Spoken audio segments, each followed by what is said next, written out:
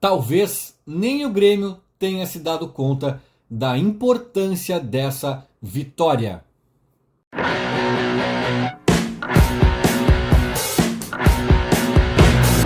Fim de jogo no Estádio Centenário em Caxias do Sul. Grêmio 1, Fluminense 0. Uma vitória essencial, uma vitória talvez um divisor de águas, né, para a vida do Grêmio. Não que a vida do Grêmio tenha mudado muito depois da vitória. Eu acho que deu uma leve respirada para a situação do Grêmio ali, mas é que ela mudaria muito se o Grêmio tivesse sofrido uma derrota, talvez até mesmo um empate.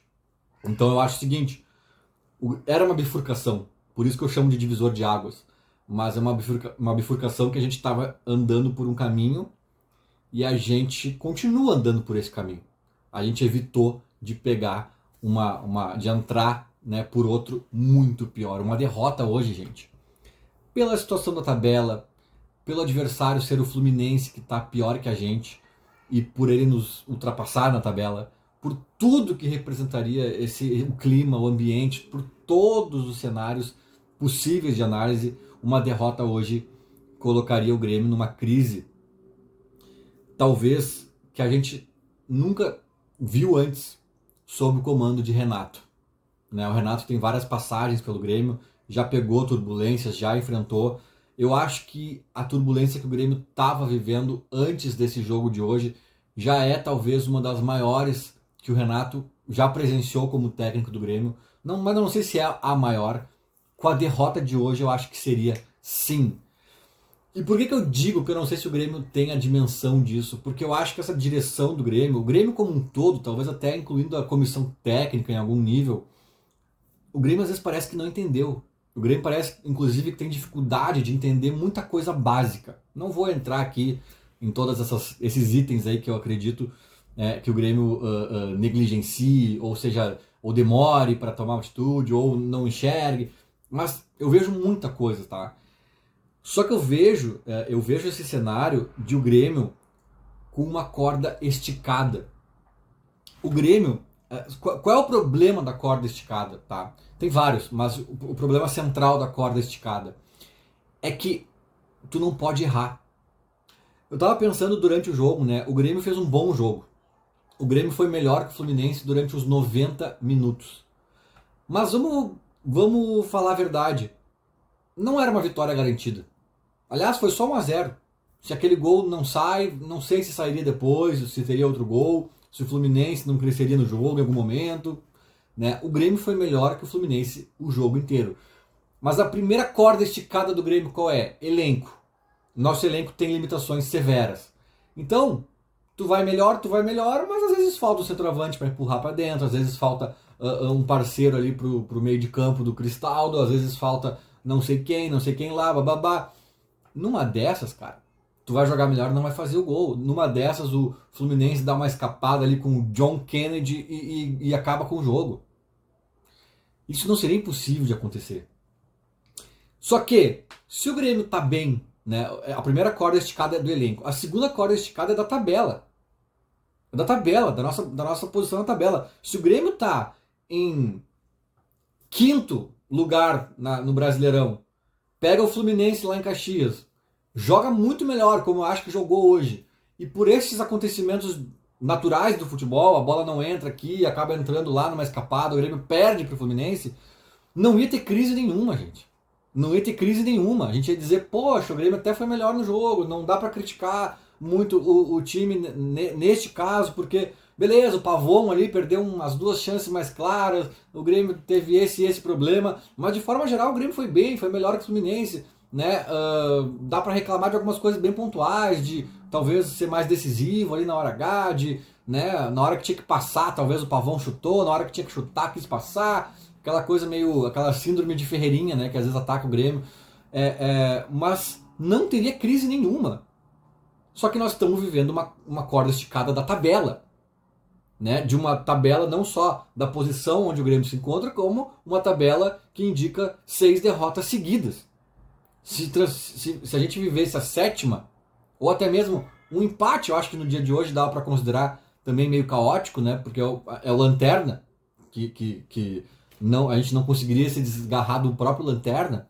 Então, aí sim teria contornos de crise, né? Então o Grêmio tem a corda esticada do elenco, a corda esticada da tabela, a corda esticada da questão do estádio, né? Da logística, das famílias, de todo esse combo que envolve as enchentes e a tragédia no estado e tal. Também se estica uma corda para esse lado aí que a gente tá lutando contra. Mas eu acho que quando essa corda tá esticada, eu acho não, na verdade é meio que o óbvio, assim, tu não pode dar um peteleco na corda, ou vários petelecos na corda, que ela pode arrebentar, cara. Tu não pode ajudar a tensionar essa corda com atitudes que vão piorar a tua situação, porque ela pode estourar. Quando essa corda tá tensionada, tu tem que ajudar a distensionar. Tu tem que ajudar a te dar mais conforto, a te dar mais respiro.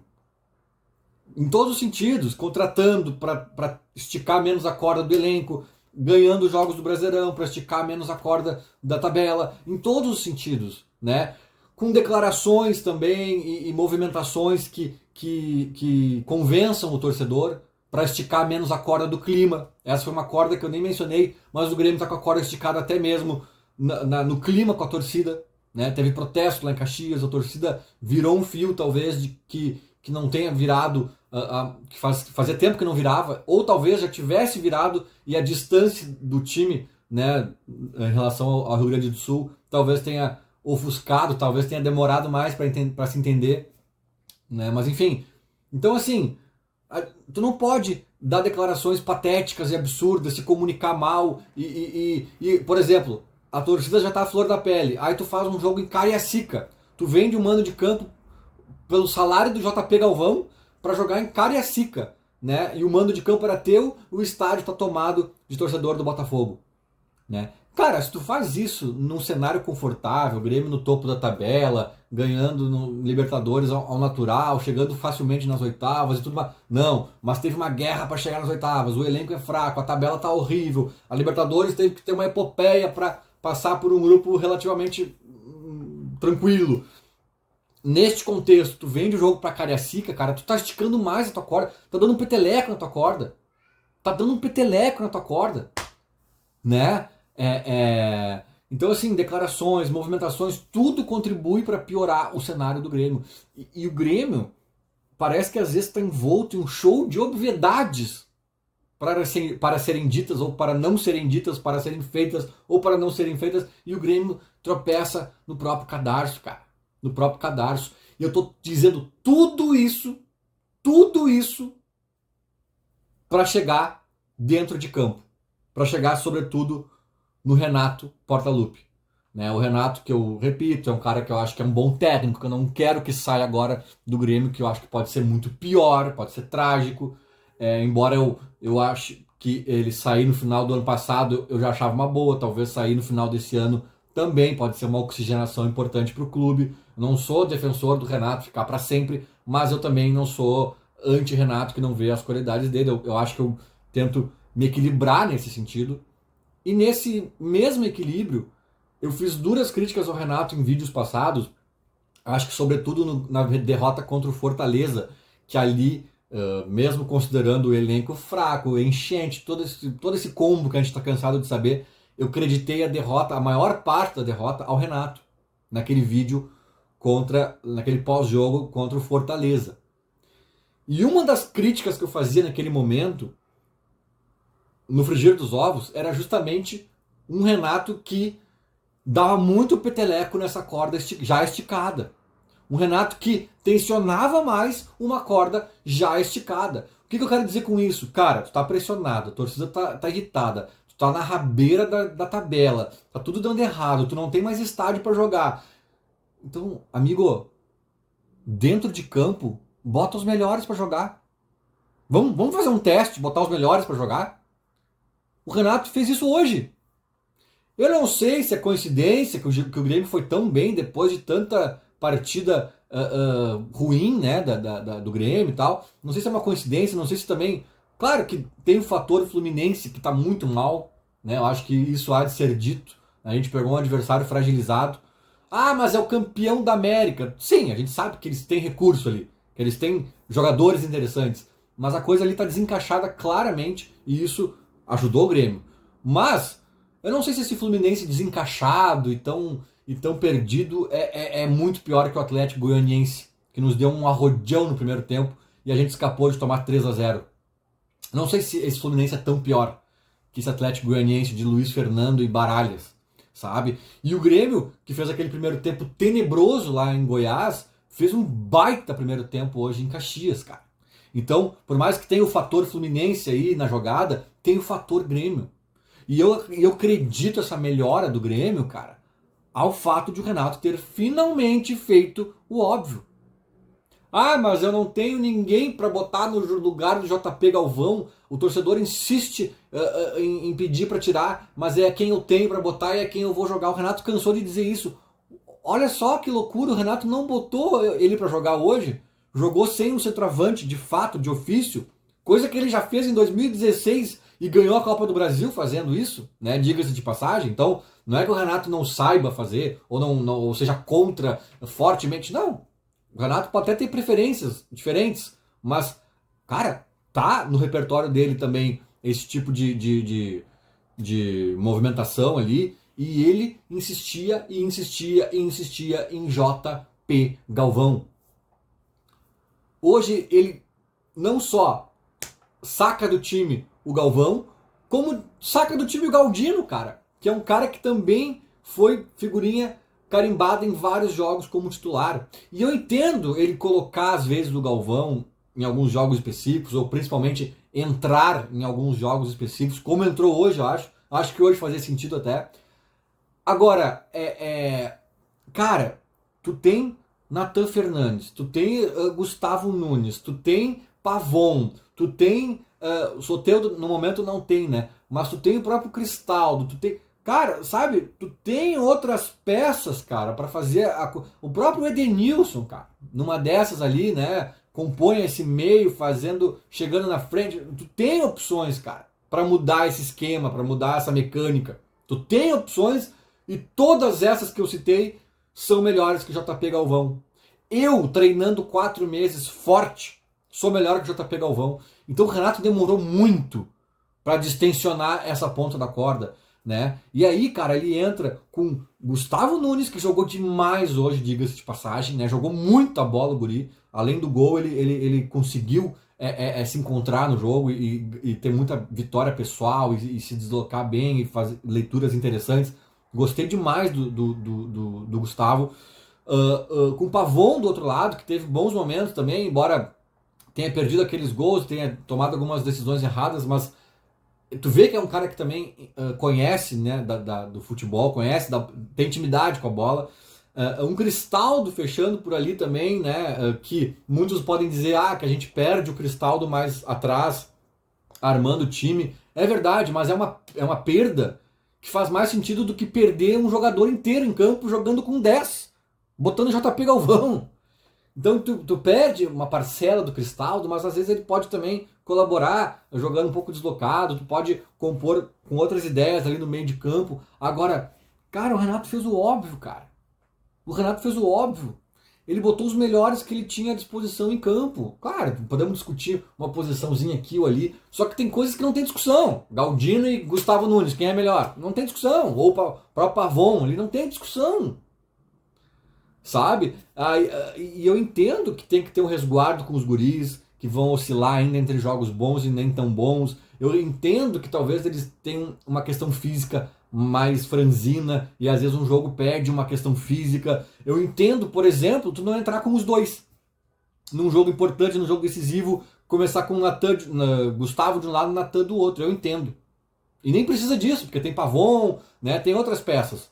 Agora, pelo menos com um deles, para depois botar o outro no segundo tempo, cara, é o mínimo que a gente espera, sabe? E o Renato fez hoje. Então, assim, o Renato demorou demais para achar uma solução sem JP Galvão no time, e diria até mais, sem Galdino de titular e etc. Sabe? O Renato demorou demais, cara, demais, e ele colaborou com essa esticada de corda, né? Então hoje parece que as cordas foram um pouquinho distensionadas e a gente conseguiu fazer um bom jogo. Além da vitória, que ela é ótima por 500 motivos, mas eu vou além, o Grêmio fez um bom jogo. O Grêmio fez. E hoje nem era o mais importante. Hoje tinha que ganhar de 0-0, jogando bem, jogando mal, jogando médio, não interessa. Né? Hoje o placar era a necessidade principal, mas o Grêmio ainda assim jogou bem. Né? Então eu acho que é isso. O Grêmio tem que começar a fazer mais coisa óbvia. Tem que começar a se comunicar dizendo coisas mais óbvias, se movimentar fazendo coisas mais óbvias. O Renato, por sua vez, também tem que começar a escalar o time de formas mais óbvias. E assim a gente vai ganhando corpo, assim a gente vai conseguindo ajeitar o time, sabe? Eu acho que o Dodi foi muito bem também, né? Infelizmente, aí que a gente volta a falar da corda esticada, né? O Grêmio ainda tá na zona de rebaixamento, ainda não tá ainda numa situação confortável. E aí o Dodi, que vinha sendo um dos melhores em campo. Eu acho que hoje todo mundo foi muito bem, tá? Ou quase todo mundo, sei lá, não vou ficar aqui pensando em um por um. Mas o Dodi acho que se destacou em algum momento da partida. Depois o Gustavo Nunes acho que rouba a cena e acaba se tornando o melhor do jogo. Mas daí o Dodi tomou um amarelo e já tá fora contra o Palmeiras. O Grêmio vai pegar o Palmeiras agora lá em Caxias também. E o Dodi tá fora, que foi um cara que foi uma das peças chaves para funcionar esse meio de campo, para funcionar esse time do Grêmio que envolveu o Fluminense por todos os 90 minutos. Né? Então é isso, é uma corda esticada, cara. É uma corda esticada que não dá pra relaxar, não dá pra vacilar, sabe? Cada erro do Grêmio hoje tá custando muito caro. Tá custando engajamento da torcida, tá custando pontos na tabela, tá custando muita coisa, cara. Então o Grêmio tem que ser mais sóbrio nesse momento, mais inteligente, mais estratégico, e isso inclui direção, isso inclui comissão técnica, isso inclui até os jogadores em campo, né? Pra talvez calcular melhor um bote ali, pra não tomar um amarelo, sabendo que tem um Palmeiras logo ali na frente, sei lá. Mas o resumo da minha opinião é essa, né? A gente escapou de entrar numa crise sem precedentes, a gente consegue dar uma respirada interessante pelos pontos, e a gente também vê uma luz no fim do túnel em relação à atuação. Tem que se fazer um desconto de que era um Fluminense cambaleante, um Fluminense apático, perdido, né? Mas a gente já cansou de ser patético contra times igualmente patéticos, né? Então, eu nem chamaria o Fluminense de patético, eu chamaria o Fluminense de perdido, apático e tal, mas nós já pegamos times que de fato eram patéticos, se tu olhasse a escalação, e a gente conseguiu ser pior, né? Hoje é um time que está perdido, mas a gente pelo menos fez a nossa parte, e eu acho que isso dá um alento, né, nos coraçõezinhos azuis. E só para fechar, cara, uma coisa que eu tô há horas para falar, e acho que hoje mais uma vez se confirmou. Um destaque que eu faço, não só do jogo de hoje, mas talvez dos últimos jogos, é o Marquezin. É um cara que lá atrás, quando todo mundo queria cabeça, eu dizia, né, cara, dá uma chance pro cara, é o nosso melhor goleiro, sem dúvidas, do elenco, tá um ano parado, vocês querem que ele entre os primeiros 3, 4 jogos ali, tomou um gol estranho num, rateou não sei onde no outro, tira o Marquezin, calma, vamos dar um tempo para ele. Ele tá ganhando um tempo e parece que tá respondendo bem. Mas mais do que isso, eu quero dizer que me parece que ele tem se tornado uma peça importante do setor defensivo. É um cara que eu tenho visto nos últimos jogos recebendo muita bola recuada dos volantes ou dos zagueiros, ou até dos laterais, eventualmente, talvez. Isso pode parecer besteira, pode parecer bobagem, mas é um desafogo, cara. Às vezes, principalmente quando tu pega um time que tá tentando marcar mais sob pressão lá em cima, às vezes os zagueiros estão meio encurralados, etc. E se tu tem um goleiro, né, como todos os outros nossos goleiros dos últimos tempos, que não sabem jogar com os pés, o zagueiro se apavora e dá um chutão pra frente, e rifa a bola e devolve a bola para o adversário. Com o Marquezin, eles estão recuando muito pro goleiro, e ele tá conseguindo respirar, abrir ali a defesa com mais tranquilidade. Porque daí ele puxa o marcador que vem para cima dele, provavelmente para fazer o abafa, daí ele abre para alguém que naturalmente vai ficar livre, e a bola consegue sair rodando de pé em pé. Né?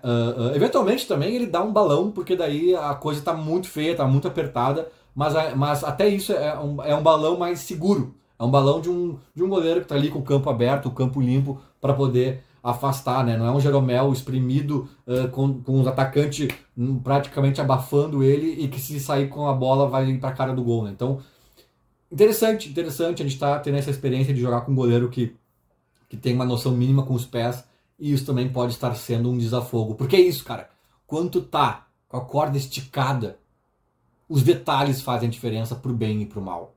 A gente perdeu vários jogos agora, os últimos jogos, Brasileirão todos, muitos deles a gente perdeu no detalhe. Ah, um detalhe aqui, mas um azar ali, mas um probleminha aqui, mas não sei o que ali, né? Os detalhes fazendo a diferença. Quando tu bota os melhores em campo, né? Teu goleiro joga com o pé e não sei mais o que, opa, talvez tenham sido esses os detalhes que fizeram acontecer o 1-0 dessa tarde fria em Caxias do Sul.